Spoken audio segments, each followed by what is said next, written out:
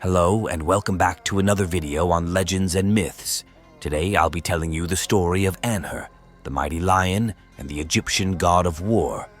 Anhur, also known as Onuris, Anhur, Anhurit, Hanhur, and Inhert, was a god of war who was worshipped in the Egyptian area Abydos, and particularly in Thinite. The ancient Egyptian myths tell us that Mohit was the consort of Anhur, and that the mighty war god tracks her down in Nubia and brings her to Egypt as his wife. This event is the basis of Anhur's name, which means bringer back of the distant one. Anhur's name also could mean sky-bearer. One of his epithets was slayer of enemies. The mighty god was depicted as a bearded man wearing a robe and a headdress with 4 feathers, holding a spear or lance, or occasionally as a lion-headed deity, representing strength and power. In some depictions, the robe was similar to a kilt.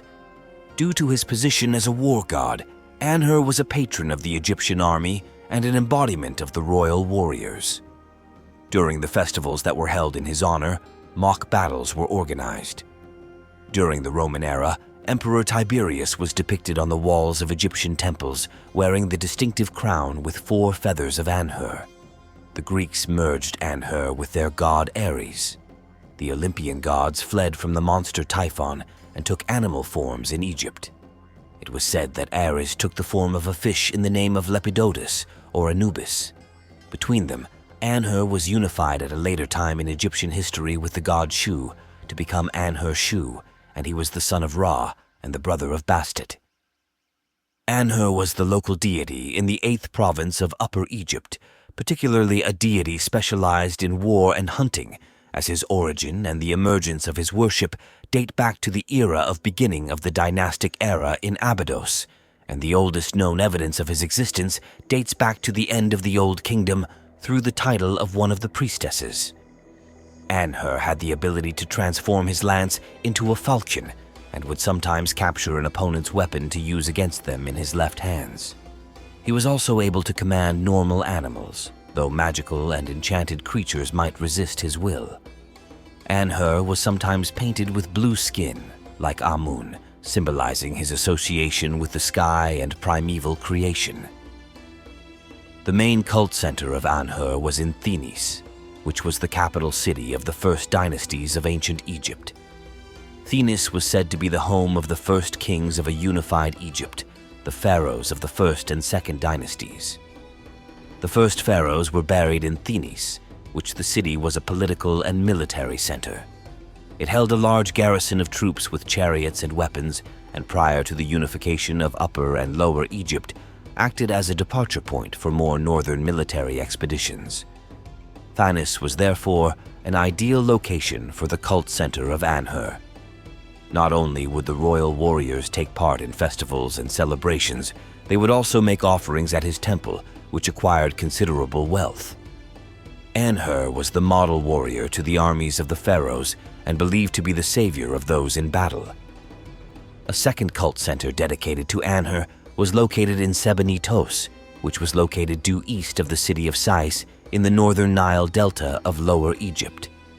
Now, although there are no details of the dates of festivals dedicated to Anhur, we do know that in Thebes there were 65 festivals every year in honor of Amun and the Theban triad of gods. However, as major garrison town, the Egyptian soldiers would have relished the opportunity to form part of the lavish processions in honor of Anhur, in which the pharaoh's army would be on parade. Celebrations during the festival of Anhur would have included a magnificent river procession, during which a statue of Anhur would have been removed from his temple and ceremoniously placed on a gilded ceremonial barque, equipped with long poles that were carried on the shoulders of his priests to the bigger river boats. The massive processions consisted of standard-bearing Egyptian soldiers, special army units, royal charioteers, priests, musicians, singers, and dancers. The entire city of Thinite would have flocked to the riverbank and joined the long procession that accompanied the teams pulling the god's great barge with heavy tow ropes. Other spectacles in honor of Anhur at Thinite and Abydos included mock battles, which served to demonstrate the might of the army, and the prowess of its warriors. Mock battles were also part of military training to improve the weapons, skills of soldiers, the tactical coordination of units, and a realistic experience of combat outside the genuine battlefield. The weapons used by the ancient Egyptian army included sling, the spear, and the bow and arrow. Close combat weapons included the mace, battle axes, daggers, and swords. War chariots were used as weapons in themselves. Having spiked and bladed wheels, and chariots could scatter an enemy force by charging them. Anhur was believed to have originated in Nubia, now Sudan. The Romans conquered Egypt in 30 BCE, when the country became a province of the Roman Empire, 30 BCE to 641 AD. Kalabsha Temple in Egyptian Nubia was built by Emperor Julius Caesar and is represented in a stone carving wearing the four-plumed crown of Anhur and holding an incense burner.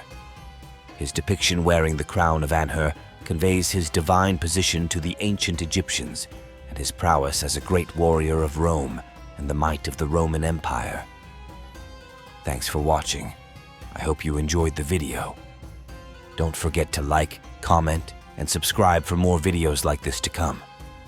And let me know which deity you would like for me to make a video on next, for I really enjoy making content for you guys. Take care, and I'll see you in the next myth.